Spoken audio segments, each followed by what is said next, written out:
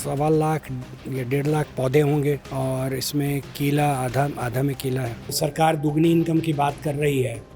हम लोग यहाँ फल के थ्रू 6 गुनी 7 गुनी तो पहुँचा दिए हैं। लगभग केला में हम लोग सारा खाद जोड़ के 27 ग्राम खाद प्रति 7 दिन देते हैं, जो कि मैनुअली असंभव था। ये सिमेंस और इनका कोलैबोरेशन में कंट्रोलर है ये। तो बेसिकली यही हम सारा फीडिंग यही करते हैं। कितना पानी हमारे बाग में जा रहा है उसका टोटल लॉगिन करता है और कंप्यूटर को बताता है। कितना टर्नओवर अभी हो गया? 3-4 करोड़ टर्नओवर होगा।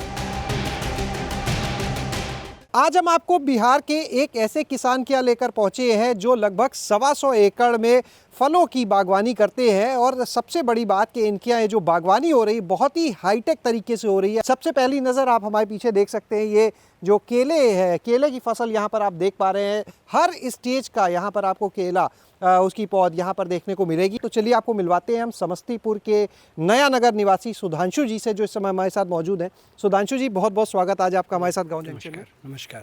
काफ़ी तेज़ बरसात है, आप फिर भी हमारे साथ खड़े हैं इस बरसात में, पहले तो उसके लिए धन्यवाद। सर ये बताइए कि 125 एकड़ में सिर्फ फ्रूट्स पे ही आप काम करते हैं? मेरा मानना है कि गेहूँ, मक्का और धान से किसान का पेट नहीं चलने वाला है। वो हैंड टू माउथ ही रहेगा। और अगर जरा सा भी किसान को थोड़ा सा आराम से अपना ज़िंदगी बिताना है तो उसको हॉर्टिकल्चर में शिफ्ट करना ही होगा। तो ये 125 एकड़ में सर क्या क्या फसलें आप लेते हैं? आम है, लीची है, अमरूद है, ड्रैगन फ्रूट है, मौसमी है, स्ट्रॉबेरी है, केला है, जामुन है।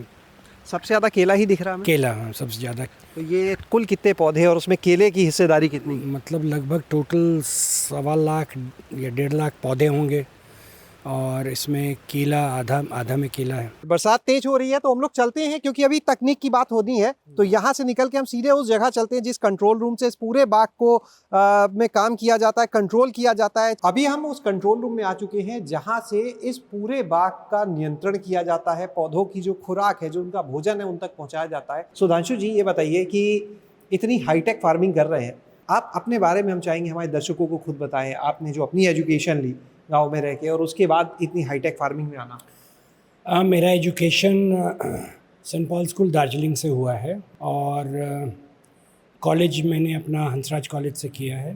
मैं एमए हिस्ट्री में हूँ और आईएएस की तैयारी भी कर रहे थे। प्रीलिम्स में क्लियर था, लेकिन दिल नहीं लग रहा था उसमें। पिताजी का बहुत प्रेशर था कि नहीं आईएएस ऑफिसर बनने के लिए, लेकिन हम ठान लिए थे कि नहीं, गाँव में ही रहेंगे। और हमने वो डिसीजन लिया और गांव चले आए और आज 36-37 साल हो गया है गांव में। फार्मिंग की शुरुआत कैसे हुई थी फिर, किस सन में और कैसे हुई थी ये शुरुआत? ये फार्मिंग की शुरुआत हम एक बिल्कुल बिगड़ा हुआ ख़राब आम के बागीचे से किए, क्योंकि वो मुझे दिया गया था इस उम्मीद में कि मैं कुछ महीने उसमें सर लगा के धूप और धूल से तंग आके फिर वापस दिल्ली चला जाऊंगा और आईएएस का जो अटेम्प्ट बचा हुआ था उसको पूरा करूँगा। लेकिन इत्तेफाक से जो आम का बागीचा हमको दिया गया था उससे पिताजी को कभी 15,000, 20 या 25,000 से ज़्यादा रुपया कभी नहीं आया था। और विदिन 1 ईयर ऑब्वियसली हमारा एग्रीकल्चर यूनिवर्सिटी को श्रेय जाता है हैंड होल्डिंग करने के लिए, हमें रास्ता दिखाने के लिए। तो फर्स्ट ईयर में ही 1,35,000 में हमने बागीचा बेचा। और ये मैं बात कर रहा हूँ 89-90 के। तो उस समय बहुत ज़्यादा ये पैसा था और समझिए कि एक पहली कामयाबी मिली। और उसके बाद तो फिर जो भी किए धीरे धीरे उसमें अच्छा हुआ, चूँकि हम टेक्निक और टेक्नोलॉजी और नॉलेज के साथ कर रहे थे। और ये प्रैक्टिकली देखा भी मैंने कि हॉर्टिकल्चर में जैसे ही मूव किए तो सारा पैरामीटर चेंज कर गया आमदनी का। और सरकार दुगनी इनकम की बात कर रही है। हम लोग यहाँ फल के थ्रू लगभग हमको लगता है 6 गुनी 7 गुनी तो पहुंचा दिए हैं और उम्मीद है 2-3 साल में 10 गुनी भी कर लेंगे इनकम को। अभी तक के रिटर्न के हिसाब से क्रॉप में देखें तो क्या अच्छी? अगर शॉर्ट में अगर आप देखिएगा तो केला। सर आपने कहा केला जो है वो लगभग आधा एरिया, तो ये बताएं शुरुआत कितने से हुई थी? केला जब फर्स्ट टाइम लगाया कितने एरिया थे? शुरू किए थे 9 एकड़ से, फिर उसको 18 पर ले गए, फिर उसको 30 पर ले गए, फिर उसको अब 40-50 पर ले गए। तो और मैं हर एक किसान को ये एडवाइस भी करता हूँ कि आप कुछ भी कीजिए ग्रेजुअली कीजिए, जो आपका रकबा है। जितने बड़े या छोटे किसान हैं उतने ही हिस्से में आप ट्रायल एंड एरर करके आगे बढ़िए। क्योंकि मान लीजिए कितना भी कोई कह दे कि हाँ इससे ये होता है, लेकिन आपके मैनेजमेंट में, आपके मिट्टी में, आपके मार्केटिंग में किस में आप ज़्यादा सक्षम हैं, जो आपको ज़्यादा रिटर्न देगा, ये निर्णय आपको ही लेना पड़ेगा। एक चीज़ यहाँ पर हम आपको और बताना चाहेंगे कि जिस जगह हम मौजूद हैं वहाँ पर बड़े बड़े साइंटिस्ट भी आते हैं इस मॉडल को देखने के लिए, और इतना ही नहीं बल्कि देश भर से अब तक हज़ारों किसान यहाँ पर आ चुके हैं, शोधार्थी आ चुके हैं।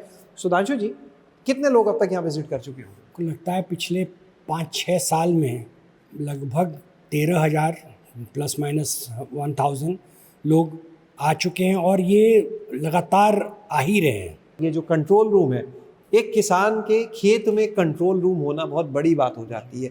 क्या है सर इस कंट्रोल रूम का कॉन्सेप्ट, और यहाँ से क्या क्या काम होता है? मतलब इरिगेशन और फर्टिलाइज़र को जोड़ दीजिएगा तो दोनों शब्द को मिला के बना है फर्टिगेशन।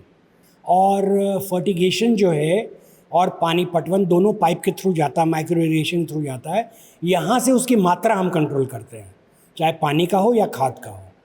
लगभग केला में हम लोग सारा खाद जोड़ के लगभग 11-13 वैरायटी खाद है, 27 ग्राम खाद प्रति 7 दिन देते हैं, जो कि मैनुअली असंभव था। तो चूँकि हमारे पास ये व्यवस्था है, इसलिए एकदम नियम से विदाउट फेल।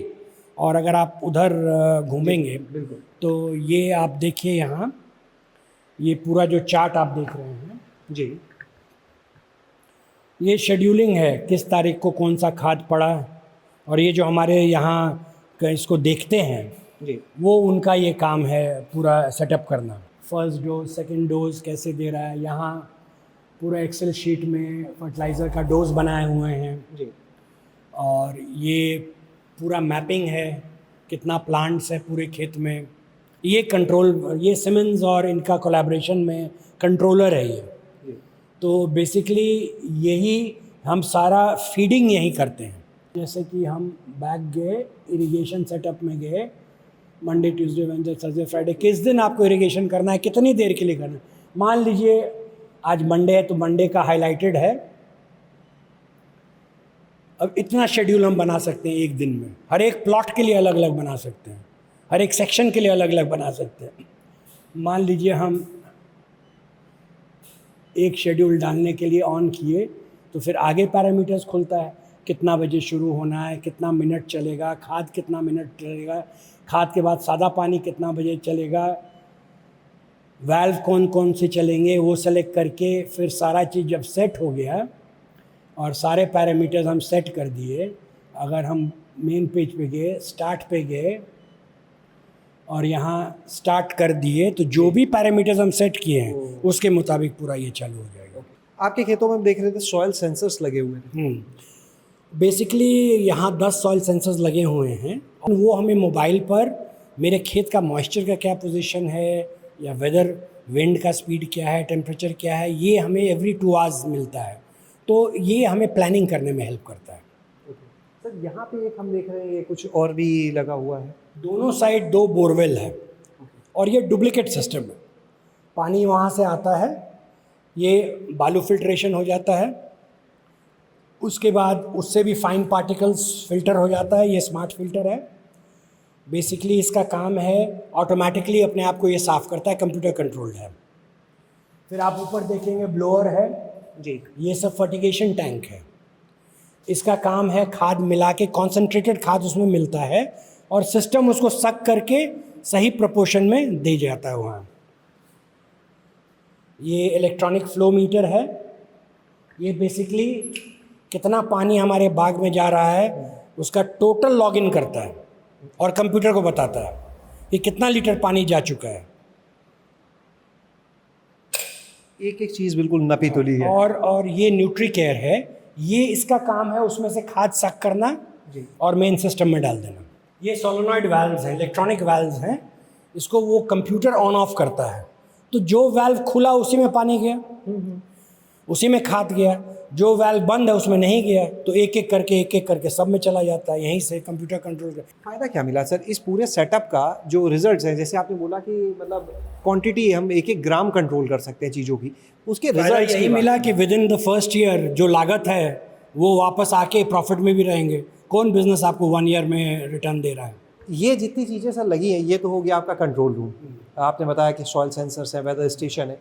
अब बात आती है, हम देख रहे थे पूरे बाग में जगह जगह सीसीटीवी कैमरास लगे और बड़े हाईटेक लगे हैं। हाँ, इसलिए नहीं, हम फाइबर ऑप्टिक केबल डाल के लगाए हैं। इसलिए लगाए हैं क्योंकि हम कहीं भी हों, हमें 24 घंटा अपने खेत को हम देख सकें।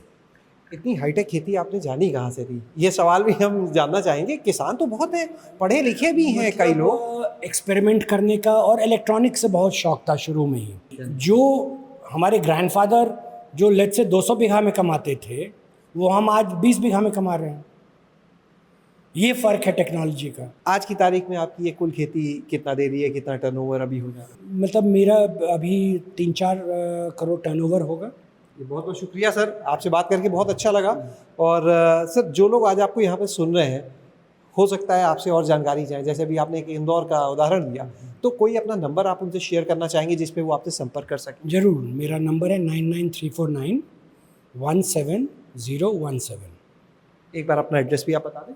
ये एड्रेस है, मेरा गांव का नाम है नया नगर, ये हसनपुर ब्लॉक में है, Rosera sub division, district Samastipur, Bihar.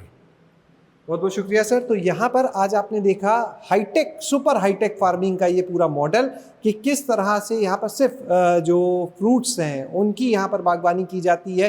तमाम वैरायटी है, लेकिन पूरे बागों को किस तरह से कंट्रोल किया जाता है, किस तरह से यहाँ टेक्निक का यूज़ किया गया, और टेक्निक के यूज़ से किस तरह से यहाँ पर ज़मीन कम होती गई लेकिन आमदनी लगातार बढ़ती जा रही है।